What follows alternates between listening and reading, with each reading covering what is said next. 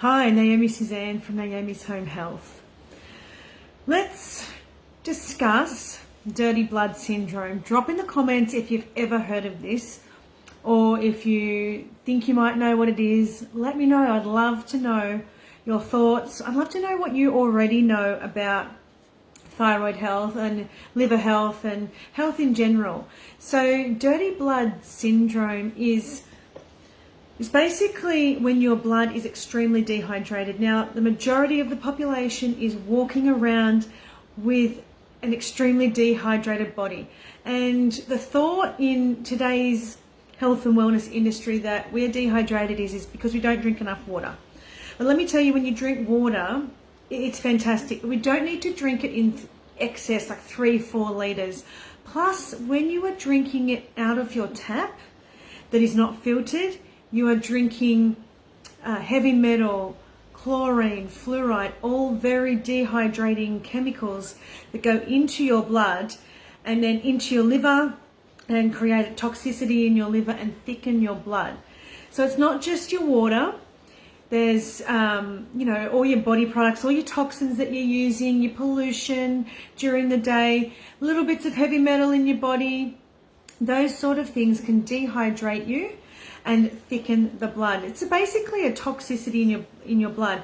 So it goes into your, what goes into your body goes into your liver, and then that stays there. When we've got a sluggish liver, if you're in this group because you've got a thyroid issue, you have a sluggish liver, and it means that your liver is overburdened with toxic products, or it's heavy metals, it's all the things that you're using, it's plastics, it's a virus, it's bacteria. We hold a lot of those things in our body, and that then feeds into our liver, and they take a lot of that hydration out of our food.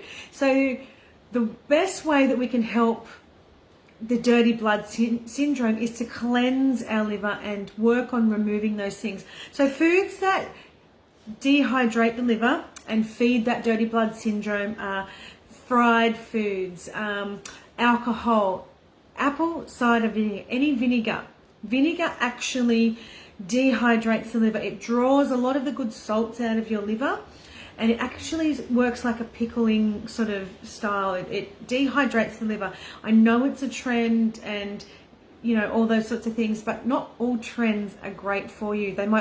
You might think that they're working, but it could be something else that you're doing that's working. But vinegar is something I highly recommend to stay away from, because it's also fermented, and when you ferment something, it's grown on dead food, it's dead bacteria, and it's also a lot of salt or sometimes sugar is added to it. So that is dehydrating to the liver. So all the products that you're using now, foods that can help hydrate. We're doing foods that are dehydrating, which is just your fatty foods, a lot of like breads and cereals and things like that are dehydrating, sodas, sugary drinks, caffeine, coffee, black tea, those sorts of things are dehydrating to the liver as well, dehydrating to the blood. And what happens is it draws, the liver will then draw the hydration out of your blood and store it, and it acts like a camel. It'll store the hydration for when you are extremely dehydrated down the track. When you're sick, maybe you've got the flu and you become a little bit dehydrated, your liver will then release it back into your blood. So the best thing you can do is remove as many toxins as you can from your life, and to also add foods like fruit. They are extremely hydrating. Melons in particular. In the morning, the best time to have your melons is in the morning on an empty stomach. Lemon water, lime water, but cucumber juice is very, very hydrating. Eat a cucumber, but the cucumber juice is going to help replenish and restore the liver and cleanse it out as well. So it's going to replenish and store that hydration and that living water that you're taking in every single day. So not only are you drinking filtered water, but you got to make sure it's filtered, because I know there are some things that There's filtration systems that just filter certain things. You've got to make sure that it filters as much heavy metal and stuff out of your body as you can. So making your own juices is fantastic. Celery juice, eating any fruits and vegetables, fresh raw fruits and vegetables, but herbs as well, fresh green herbs, any greenery. It's got a lot of living water in it, and it's going to hydrate the system. Apples are fantastic as well. They have a very good hydration level and helping, get that body back into, the liver back into hydration levels, because most of us are extremely dehydrated. And when you have a virus or anything in your body that we may have stored for years and years and years, it's going to dehydrate you even more all the time.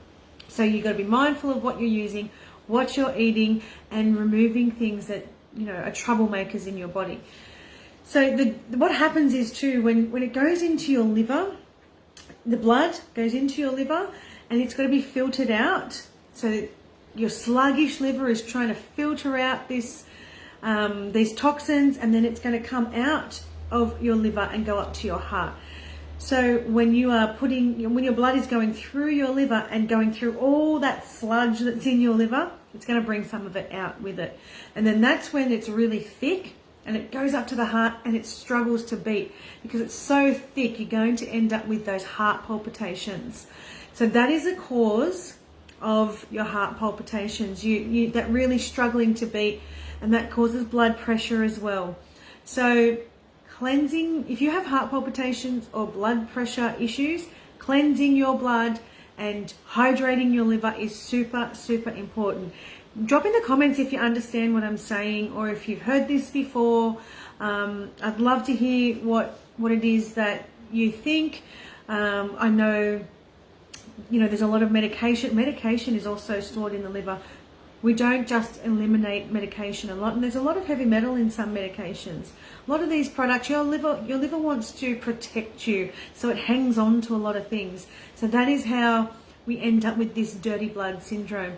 So let me know what you think about this. Do you get heart palpitations? Because that was my biggest struggle.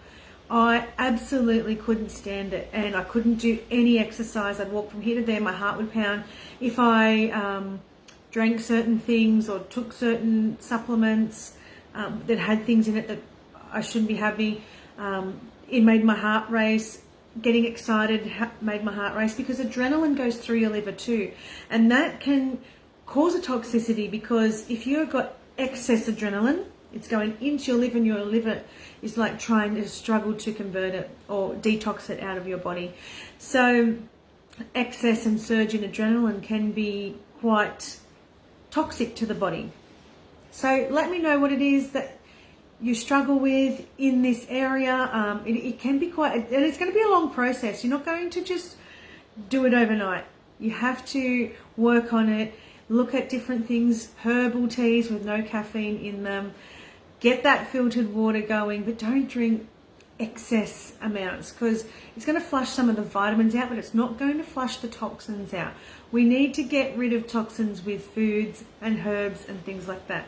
I use a lot of herbs in my cooking. I use essential oils every single day, whether it be cleaning or whether it be for emotional support, physical support, anything like that. Fragrance, I use them for those things.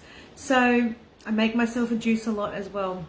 I might have celery juice in the morning.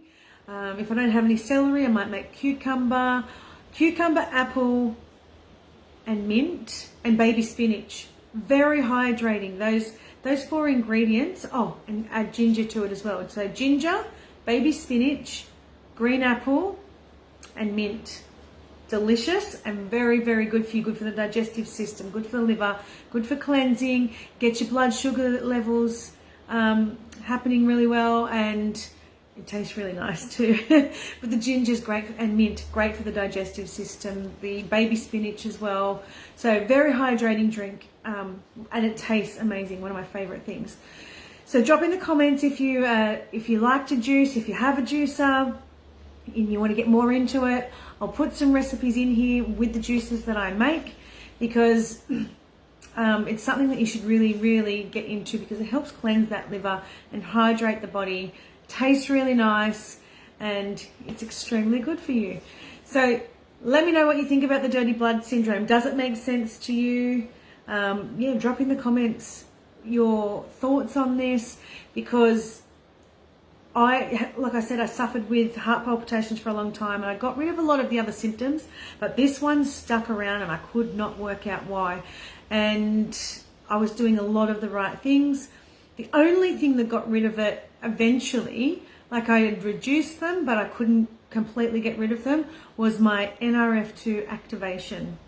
That is what got rid of it completely for me. I've never had them again, and it went within 2 months, and I had been trying to get rid of these for years and years and years. So the Nrf2 activation, if you want any information on that, contact me, because it changed my life. It reduces oxidative stress in the body. It reduces all that, effects of toxins, and it switches on your major detoxification pathway, which is your Nrf2 pathway. So it's something I will never be without, and it has changed my health so much, and I'm so grateful for my friend for introducing me to it, because without it I really don't know where I'd be. I probably would have got there in the end, but it was getting very frustrating. So yeah, let me know what you think, and if you want any information, I will send it to you.